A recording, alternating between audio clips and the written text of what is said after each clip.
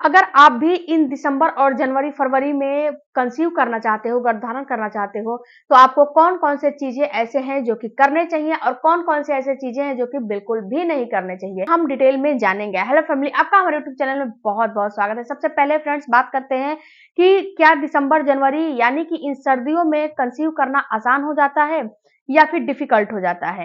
तो देखो फ्रेंड्स, अगर आप पर है कि आप अपनी शरीर को, अपने बॉडी को कितना तैयार किए हो। अगर आप अपने शरीर को, अपने बॉडी को अच्छे से तैयार किए हो, तो आपको कंसीव गारंटी है 100% हो जाता है, क्योंकि दिसंबर के महीने में कंसीव करना थोड़ा-सा आसान रहता है।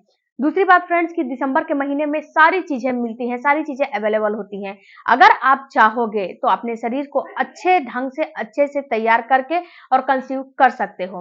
अब बात करते हैं फ्रेंड्स कि इन दिसंबर, जनवरी में यानी कि सर्दियों में आपको क्या करना है। तो सबसे पहले तो फ्रेंड्स आपको अपने पित्त और कफ को बैलेंस करने हैं, क्योंकि इन सर्दियों में पित्त कफ बढ़ जाते हैं और जब पित्त कफ बढ़ जाते हैं तो थोड़ा-सा प्रेगनेंसी कंसीव करना डिफिकल्ट हो जाता है। तो आपको क्या करना है कि जब सुबह-सुबह आप उठते हो तो सबसे पहला आपको काम करना है कि गाय का घी, जो गाय का घी होता है ना, गाय का घी लेना है और आपको हल्का-सा गुनगुने पानी में 1 चम्मच गाय के घी को डाल के और इसको पी लेने हैं। इससे क्या होगा, इससे आपके जो है वात, दोष, पित्त जितनी भी प्राकृतिक है, ये बैलेंस में रहेगी। और आप घी ले लोगे, अगर घी नहीं मिलता है तो A2 गाय का घी ले लो, ये सही रहेगा। ओके।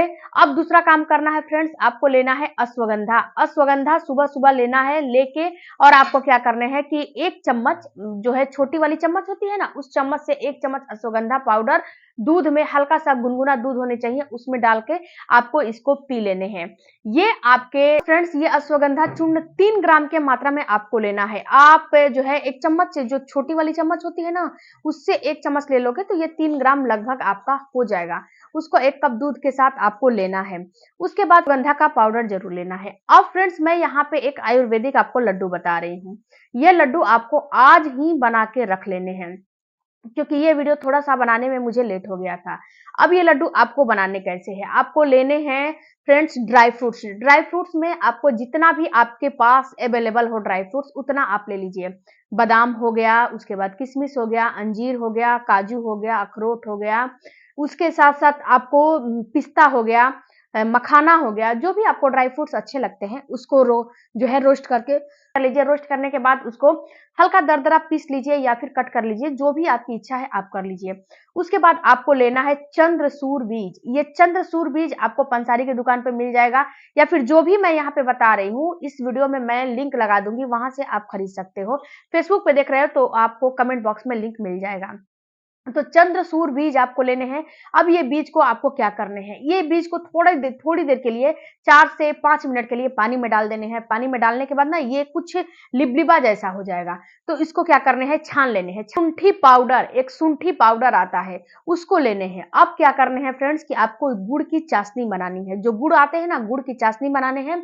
अब गुड़ की चाशनी में आपको शुंठी पाउडर डालने हैं और ये जो चंद्रसूर बीज है, इसको डालने हैं और जितनी भी आपकी ड्राई फ्रूट्स है, उसको डाल देने हैं। डालने के बाद उसको अच्छे से जो है मिला लेने हैं। मिलाने के बाद एक छोटी-छोटी जो है आपको लड्डू बना लेने हैं। ये लड्डू को डेली का डेली आपको ब्रेकफास्ट में खाने हैं।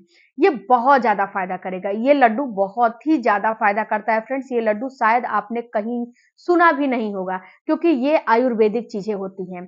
तो उसके बाद इसको ले लो। उसके बाद आपको इस विंटर में सोए का इस्तेमाल करना है, चुकंदर का, ब्रोकली आते हैं, ब्रोकली का, हरी पत्तेदार सब्जियां हैं जैसे कि बथुआ वगैरह आ रहा है। आपको जो है मेथी है, मेथी के पत्ते हैं, बथुआ है, पालक है, साग है, मतलब कि जितनी हरी वेजिटेबल हैं सारे के सारे अपने डाइट में इस्तेमाल करना है। और एबीसी जूस का जरूर से जरूर इस्तेमाल करना है। एबीसी जूस में आपको गाजर, चुकंदर और अनार, इन तीनों का जूस लेना है। अगर अनार नहीं मिल रहा है तो गाजर, चुकंदर का जूस भी आप ले सकते हो, नो डाउट, कोई भी आपको दिक्कत नहीं होने वाली है। इसका इस्तेमाल करो। उसके बाद फ्रेंड्स, इस सर्दियों में हमारी त्वचा थोड़ा-सा खुश्क हो जाती है, यानी कि थोड़ा-सा रूखा हो जाती है। तो आपको करने क्या है, मैं आपको एक फर्टिलिटी मसाज बताती हूँ, जो कि आपको कैस्टर ऑयल से करने होते हैं। लेकिन आपको लेने हैं इस जो है मौसम में तिल के तेल लेने हैं। तिल के तेल लेने के बाद अपनी पूरी बॉडी का मसाज करना है, पेट का ही नहीं मसाज करना है, हाथ, पैर, बॉडी पूरा का मसाज करना है। एक कटोरी में ले लेना है और उसको कम से कम 10 से 15 मिनट के लिए अपने जो है बॉडी का मसाज करना है। इससे क्या होगा फ्रेंड्स, इससे आपके शरीर में ब्लड का सर्कुलेशन बढ़ जाएगा, यूट्रस में ब्लड का फ्लो अच्छे से जाएगा और जब ब्लड का फ्लो अच्छे से जाएगा तो इससे आपके वात, कफ, पित्त तीनों बैलेंस में होंगे और आपका त्वचा में रूखापन नहीं आएगा और इसके साथ-साथ आपका जो जो आपका यूट्रस है उसकी जो जो आपके एंडोमेट्रियम की दीवार है वो भी सही से बनेगी, अंडे सही से बनेंगे क्योंकि सारा काम ब्लड से ही होता है। तो इसका मसाज आप ज़रूर से ज़रूर करो। हल्का-सा गुनगुना भी कर सकते हो, नो डाउट, कोई दिक्कत नहीं है। आप करो और मसाज करो। मसाज करने के बाद आप नहाना चाहते हो तो 2 घंटे बाद आप जो है गरम हल्का-सा गुनगुना पानी से नहा लो। और हाँ फ्रेंड्स, यहाँ पे आपको साबुन वगैरह नहीं लगाने हैं। आपको लगाने हैं बेसन ले लो, बेसन और दूध एक में मिक्स कर लो और उसका जो है उबटन लगा के नहाओ, ये सही रहेगा। ओके, क्योंकि फिर से आप साबुन, सोप का इस्तेमाल करोगे तो ये क्या करेगा, फिर से आपके त्वचा को रूखापन कर देगा। तो आप बेसन और दूध का इस्तेमाल करो। अब फ्रेंड्स अगला काम आपको करना है कि आपको जो है एक्सरसाइज करने हैं। इस विंटर में बहुत सारे लोग क्या करते हैं कि दिन भर रजाई में रहते हैं क्योंकि सर्दी बहुत ज़्यादा बढ़ जाती है। ठंडी इस समय बहुत ही ज़्यादा जो है चरम पे है, तो ठंडी बहुत ज़्यादा बढ़ जाती है, तो आप लोग क्या करते हो कि रजाई में ही आप लोगों का दिन कटता है। तो ये काम बिल्कुल भी नहीं करने हैं। आप अपने आप को एक्टिव रखोगे। एक्टिव रखने का मतलब है कि आपको 7 से 8 बजे तक नहीं सोने हैं, कम से कम 5 से 6 के बीच में, 6 के बीच में तो ही आपको अपना बिस्तर छोड़ देने हैं, 6 के बीच में। उसके बाद आपको थोड़ा-सा प्राणायाम और एक्सरसाइज करने हैं।